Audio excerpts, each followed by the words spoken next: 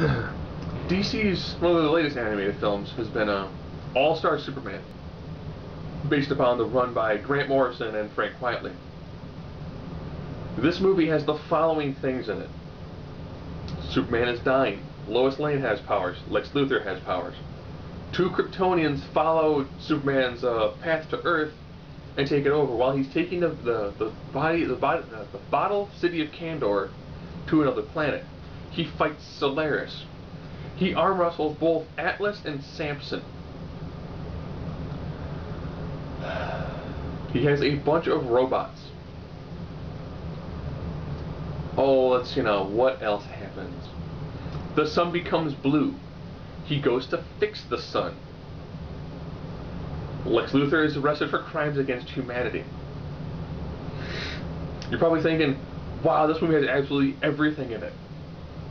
I should probably tell you, oh, and there's also an invasion by a race of biped dinosaurs that speak English that live in the center of the Earth. Yeah. You probably think it sounds absolutely amazing. But each of those sequences lasts like minutes. You really don't see. This is primarily a drama. You can tell this is done by Morrison or based upon Morrison's work. Because it begins with Superman saving an expedition that's going around the sun. His power is ridiculously enhanced, but like 3 times. He's then told that he's dying from overexposure to solar radiation. Okay. He then decides to take Lois Lane and let her know, I'm Clark Kent, I'm ex-Superman. Fly her to his fortress, take her through the fortress. And he's kind of like, just telling her, this. And then he lets her know, I'm, here, I made this potion for your birthday, 24 hours after my powers. We're going to have an awesome time. They even have a party in Atlantis. All it shows is them going and then leaving.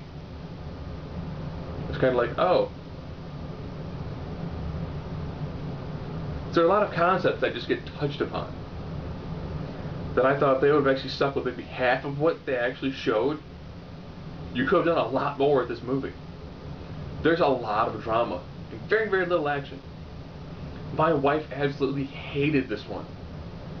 And she has watched every single other DC animated. And she's actually enjoyed all of them. This one she was like, is it done yet? Oh, is it done yet? And I was like, it's a good story. And the Lex Luthor is fantastic. And seeing the differences between how Clark acts and Superman, great. Really good characterizations, but everything just seemed like, alright, cool, it's really awesome. Oh, this was a jailbreak with Parasite, which was done really well. I like how they did Parasite. They showed his point of view and everyone was, just like energy cells walking around. That was pretty good. Lex Luthor was absolutely amazing in this. But it just seemed kind of just... Superman had this almost like manic depressive feeling to him. But then again, he was dying, but he kind of just... You guys can't do this. Where Lex Luthor had all of this great characterization of, you know what? I am the most superior human specimen. Lois Lane should be with me. But instead, I'm nothing compared to Superman. And then he finally gets his powers, and Superman has to fight him while Superman is dying. He fights the powered Lex Luthor. There's that moment Lex Luthor finally understands. He finally uses Superman's abilities. Because I guess Superman and All-Star, beyond being a super genius, can see electromagnetic waves and also see things down to the clouds of atoms. So Luthor finally stops and he goes, it's like, I see it all. He's like, I see how every single piece is integrated. I see all the clockwork. The universe is dying. I can save this. I can save the world. Wait, what's going on? And he's like, gravity bends time. Yeah, I used the gravity gun on you, so that way you actually would lose your powers faster. No, no, no, don't you get it? I could save the world. If you really wanted to, Lex, you would have already. And that was a great interchange at the end of the movie.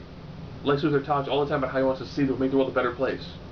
When he finally has the ability to, he's still a bad guy.